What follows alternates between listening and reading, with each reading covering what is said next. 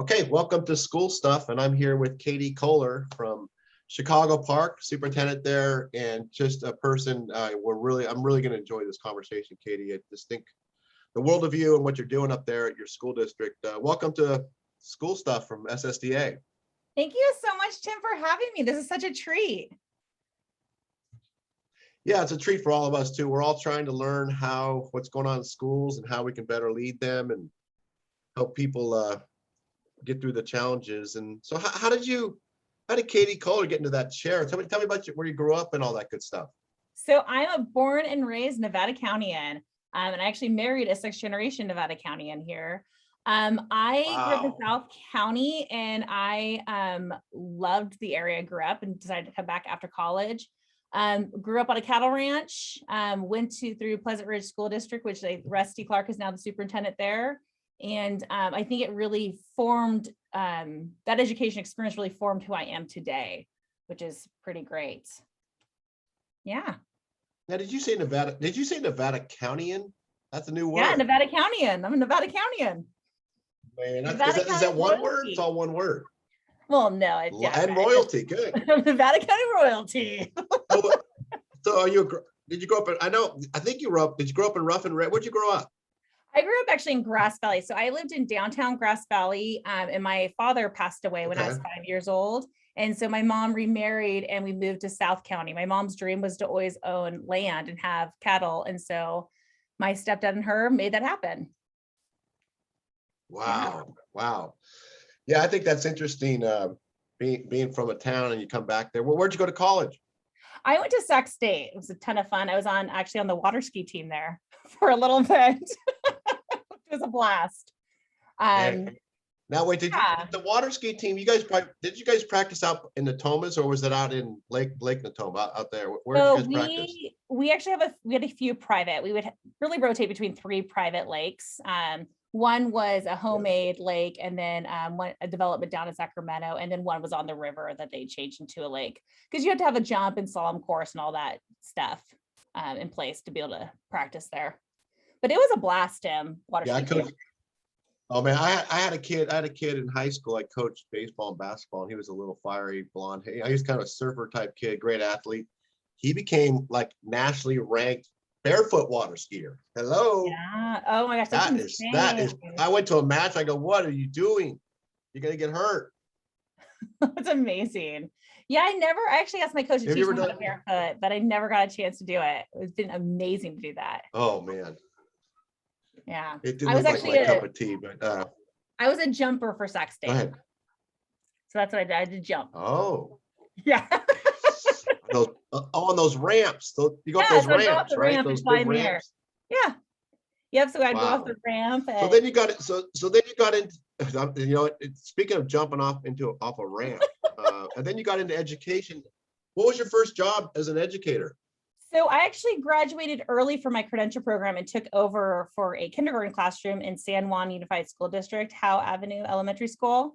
And then they ended up allowing me to stay on the next year for kinder. So that was my first real gig. And then, the recession hit and layoffs were happening. It was insane in the whole state. And so I worked, next job was at Alto Dutch Flat, which was night and day, going from a big school district to a very tiny one that was very rural. And, I really fell in love with the freedom you got at a rural school. It's different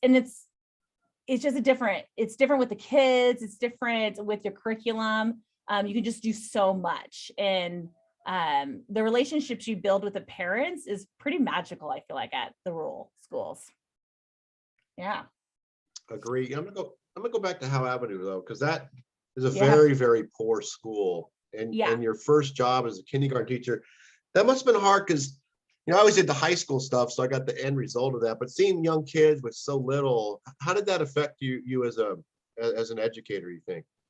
It was pretty brutal, I'm going to be honest. I also worked through college at the Head Starts there, and it was difficult to see just what was happening in the home life. I actually did a home visit and had to have police escort me to the site. And it was I think it just hurts your heart to see what families and what kids are going through. And really, I think it puts in perspective. I'm very fortunate where I work now, but when I have difficult days, I actually go back to what I learned and strategies I learned when I was down in those schools. And also just reflecting actually with other teachers that have worked at those schools up here now, and just talking. And it's nice because we're able to talk about those things that, come up with ways we can even help our students, even though it's not as drastic, but there's still strategies that are so good for them that you can do. But yeah, it hurts the heart. I remember I was first year teacher, and one of my students was in the foster care system and didn't have much. I mean, the school provided things, but she's still, her shoes had holes in them. And I went and bought shoes and all this clothes. And I gave her the gift, and I included the receipt. And the foster care provider actually took back everything and bought other things for herself. And that was, I think that was a real eye-opening experience for me, because I was so trusting and wanted to give. And that was a really hard thing to go through, I would say. And it's really impacted me as a leader today, I would say. Well, hey, Katie, and seriously, you can see that threaded in who you are. And I totally agree with you. I think one of the mistakes we make as leaders in education is, oh, so-and-so's from a wealthier district. Well, there's children struggling there. And to get that base as a first year kindergarten teacher, and bless your heart for doing Head Start over there, you don't forget. And I hope you don't forget, because some people do and they move on and become, other, type of person. But I can tell that's ingrained in you to help out any child on your campus. Yeah. Well, that's our job. That's what we're here for. Mm-hmm. Easier said than done. And a lot of people forget because they move up that food ladder. Now, I have to tell you this, when I hire people now, I learned this from somebody. I go, why do you hire such great people? Because, she actually's not that great of a boss, but she hires great people. She always laughs when I say that.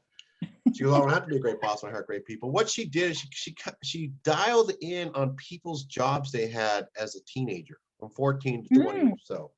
Yeah. And so, did you have any, you were on a farm. So what jobs did you have that weren't school related when you were younger that made you a better person, a better leader today, a better worker?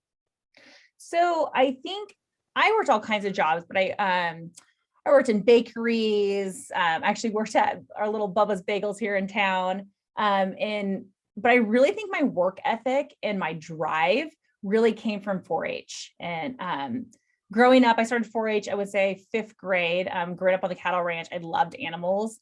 And so I jumped in and started raising a steer for the fair, and had to, keep track of all my books. And I'd volunteer as different officer positions. And I think that actually is what pushed me to be who I am today, that work ethic. Giving the opportunity to run a 4-H camp was amazing when I was a teenager.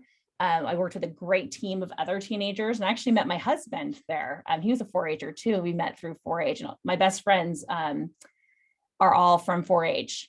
But I think that was it wasn't a job, but it kind of was. It was an unpaid job. That's really what I think defines me as a human and as a leader today, is that experience. And I really think we need to give kids those leadership opportunities because they can do it. They really can. When you give the microphone to a kid and have them run Student of the Month assembly, they knock it out of the park. I think we just need to give more trust, and also trust with our students in our classroom, give them an opportunity to teach lessons and to do things, because really it's magic when you allow that to happen in your class, my belief. Yeah. If I could be king for the day and you could be the queen, I guess, and we could change the world. I think two things. I think every child should be in a student organization. I was in, of all things, I was in a Greek club in high school, and you're exactly right. They taught me leadership. I got to meet kids from all over the state, got to dress up in a toga and compete in different things down in all the way down in LA. But the 4-H, the FFA and all are really good. I also think I wish, if you work in a restaurant as a kid, you learn so much about life, social skills, and work, right? Was the bagel shop the harder one to work at, or did you have to make bagels? I did, when I started there, I used to sell bagels, then I took over as manager, and then I ended up being the baker at night, which was a little scary, but fun, because I was there alone in the middle of the night baking bagels. But yeah, and it was actually fun. I don't think I've ever had a job I've disliked, to be honest with you, Tim. I've liked all my jobs because I'm a social person. I like chit-chatting with people and, just working and, getting it done. So yeah, it was fun. My toughest job, my two toughest job, one was changing oil, 20 gallons of oil or 20, gallons of oil on a Peterbilt trucks, right? And dumping it, having stuff all over me. And I also had to move, you're a farmer, I had to move those big wheel sprinklers out in Calusa in the summer one time. That was a horrible job. But I loved it because I got a good tan. What the heck? Well, if you're hot, you just run. What was your worst best job? Your worst best job? Yeah, like cleaning the pig pen. That's a bad job. Probably. Well, it would probably be at my parents' house. The ranch probably actually be. I would agree with you. Sprinklers. We had I grew up on a 21-acre ranch, and so it's on a hill, and so I'd have to walk up and down the hill, and I'd have to pull off each sprinkler individually and put them in, and then test it to make sure it ran. If there's an issue, you'd have to go back down the hill, clean the sprinkler head, all those pieces. That probably was and pulling star thistle. Actually, that beats it. Star thistle is horrible to pull. That's a pretty brutal. That's a pretty brutal one.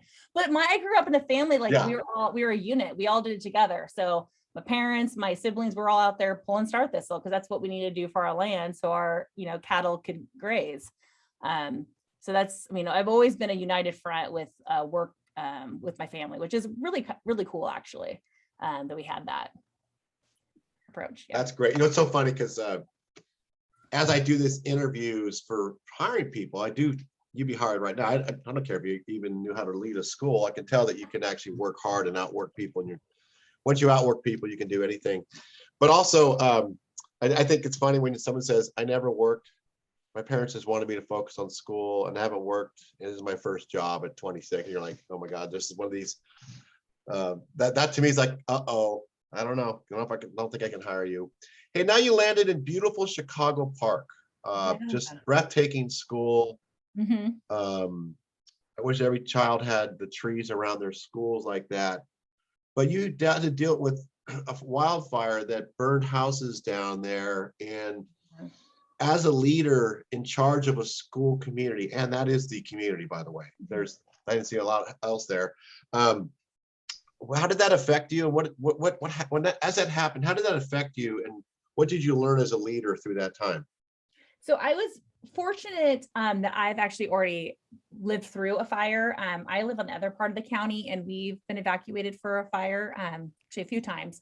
So I was fortunate enough to know things to do. So I was on campus when the fire started, and the first thing I did was I called my husband. I'm fortunate my husband's very ingrained with the high school. He works at the high school district, and so I asked him where the center was for people to stay. And he already knew instantly because he's the one that was organizing that. And so I did an all call to my community instantly to tell them where to go to evacuate because they do lean on our district so much. So that was the first thing I did to get them safe. Then I went to visit the people at the location and work with the superintendent, Brett, who's fantastic, to make sure that they had things, for instance, water for their trailers and those pieces. Then the next phase that I pushed was I actually went back onto our campus when it was safe to do so. The fire department allowed us to come back in, and so I could open up our gymnasium so the firefighters would have a place to cool down. And then our community is very giving, so I wanted to give them an opportunity to give. And by the way, I'm posting all this stuff on Facebook for my community to know. So I gave them an opportunity if they wanted to donate any items to the firefighters, and I would meet them and do a collection, especially my teachers. And so they could give, because that's a hard thing is you're there sitting and you're happy they're doing something, but you also want to say thank you to the people that are saving your homes or fighting this wildfire. And so I would come twice a day to make sure I dropped off goodies for the firefighters and make sure they had what they needed. And then when it was safe to do so, I actually took pictures of the area so families would know. And I posted on our Facebook houses that were still standing. and houses that were not. So then they would know to be able to work with that. And then after everything was said and done, we did a gift card collection drive. And anyone that was affected by the fire could come by the school and collect gift cards based on their needs. So we did ones from Home Depot, I mean, all over the place, you name it. And that was really, I would say, really rewarding because they were so grateful and so appreciative of that. And if they needed items, we'd post it on Facebook. And then people would donate the items for those families. But really just trying to be the liaison and just a support. And also someone that would just listen to people, what they're going through is what I try to provide to the community. And we made it through it. It was a very challenging time for this community, but I think we're stronger from it. We really know how to be united and be there for each other, which was lovely. Yeah. Let me go a little deeper into the actual fire itself and your leadership.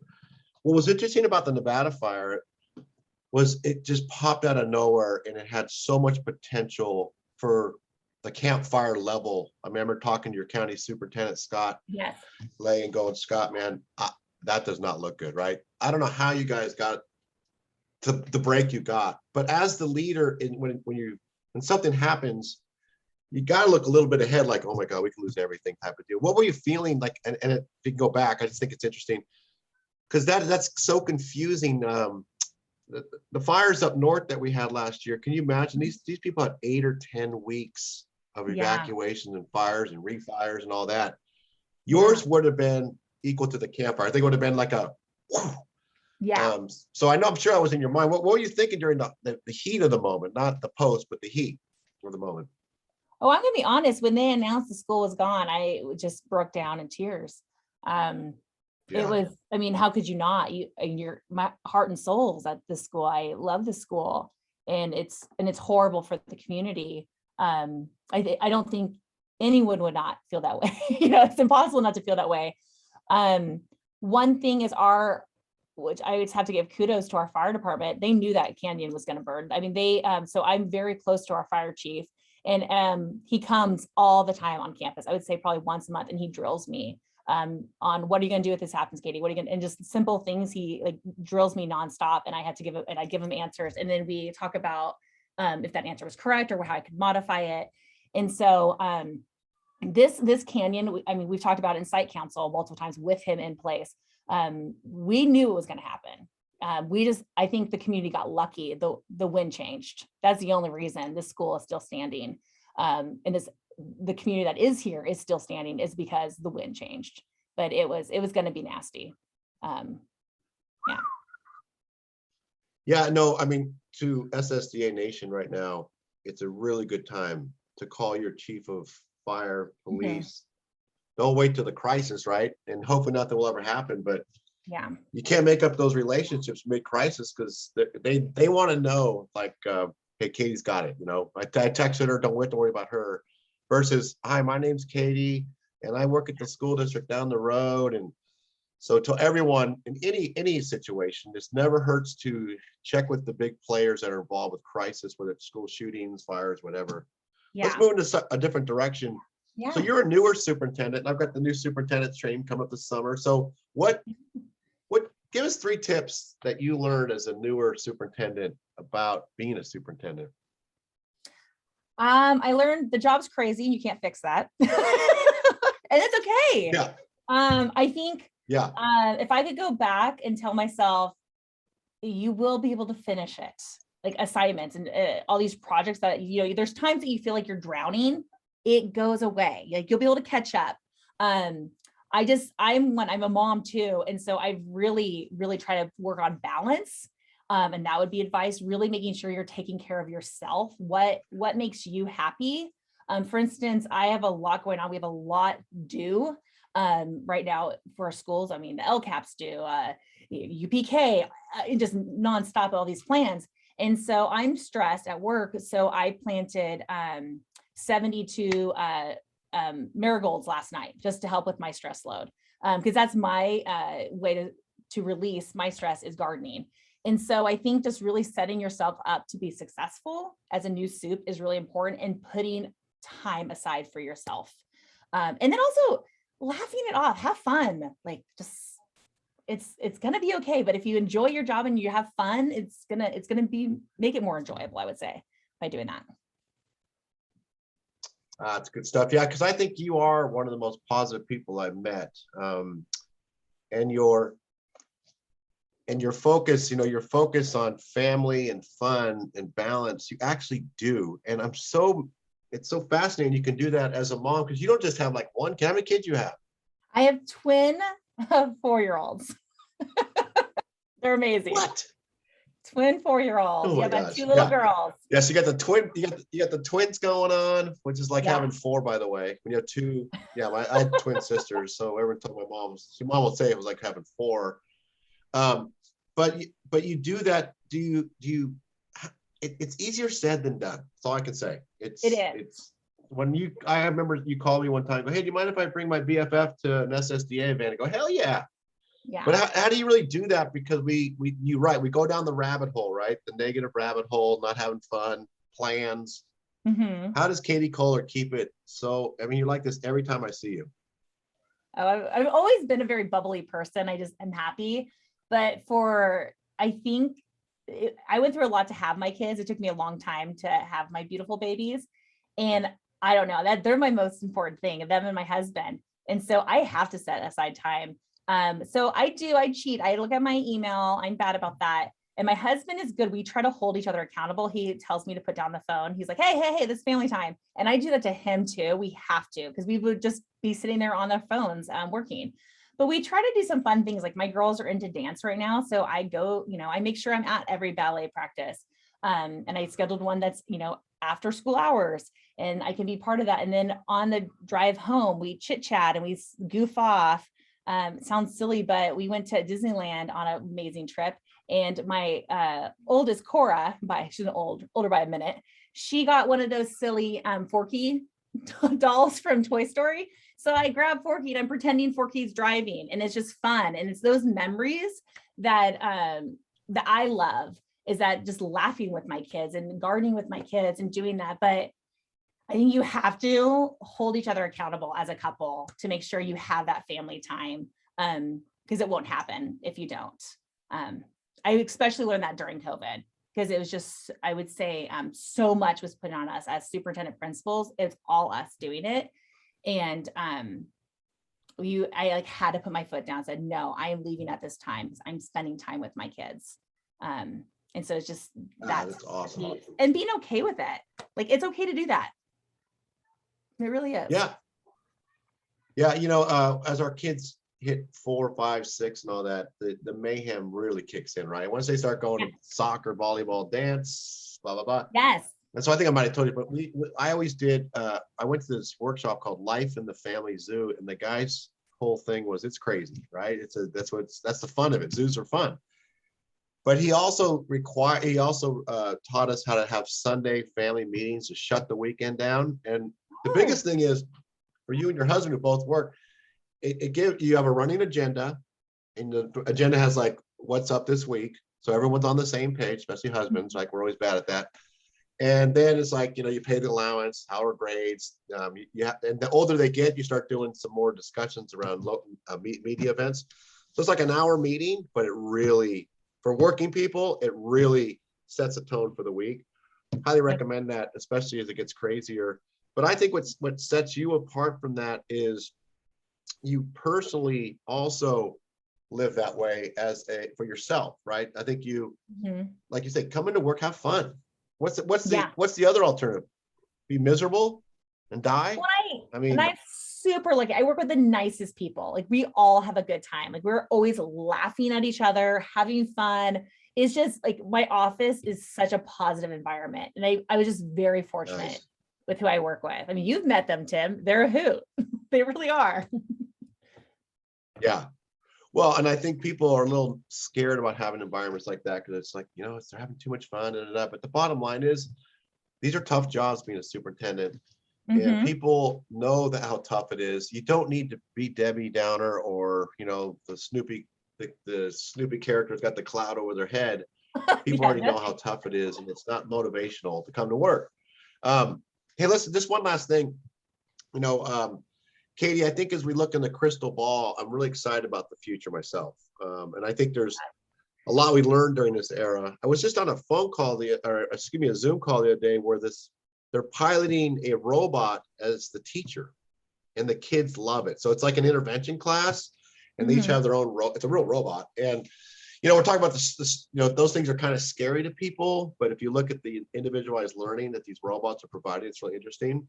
So as we look ahead, a lot of people are saying, oh my God, everything's coming to an end because we have all these problems in education. I find it to be fascinating where we could be and having leaders like you help us get there and create a world that's better than it is today. Yeah. I agree with that. I think there's a lot of things we could learn from COVID. I know my teaching staff, they're delivering lessons different now because they were forced to do some things that they wouldn't have done normally, and they like some of the things. So I think there's a lot of growth that can happen in our education system. I would love for us to get to the point where we're, reflecting as a whole, like an entire, world, and seeing who had success during this time and what we can learn from them. But I think we're in a time of growth and change, which is exciting.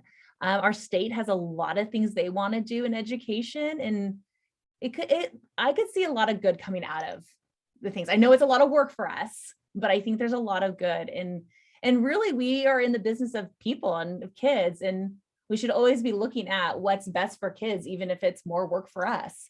But I'm excited about free lunches and breakfasts for all. And, I think all of us are going to, really create a really strong intervention program for our students. I'm excited too. Not so much for the robot. The robot freaks me out, Tim. Robots freak me out. I'm not going to lie. But well, when I saw it, and you got to remember, your 4-year-olds, it's going to be natural to them. For us, it's like freaky, right? I'm like, oh. Yeah. But for younger kids, and of course, there's still an adult in the room kind of doing things. But look what happens when you go through a toll booth now. It's not done by a person; it's done differently. Yeah, so all that's an adjustment for us. We know. You never know. Hey, before I go, I'd like to tease you about, you are the only superintendent who I've ever met who ran up to me and goes, best day of my life. I bought at the outlet a Prada shoes. So I'm like, I did. That's good, Prada shoes. But what's the craziest thing you've done to the suit? Because I was on the phone with Terry Rufert from Sundale. She just dressed up as the band Kiss in leather with her staff to rock out the test next week, kids. So what have you done that's crazy that we can end our little school stuff on? Oh my gosh. Well, I'm not going to share with you what I've done that's crazy because I don't want it out there in the world. But but I have to step it up. She's amazing. She did that. Oh, I'm going to be creative now. Are you kidding? Yeah. They got rock the test shirts for all the kids and for all the staff. And then they dressed up as the band Kiss. And it was funny because I was in her, and she had a box full of leather coats and the Kiss outfits. I'm like, what are you doing? She goes, oh yeah, we're dressing up as Kiss. And I go, oh my God, that's awesome stuff.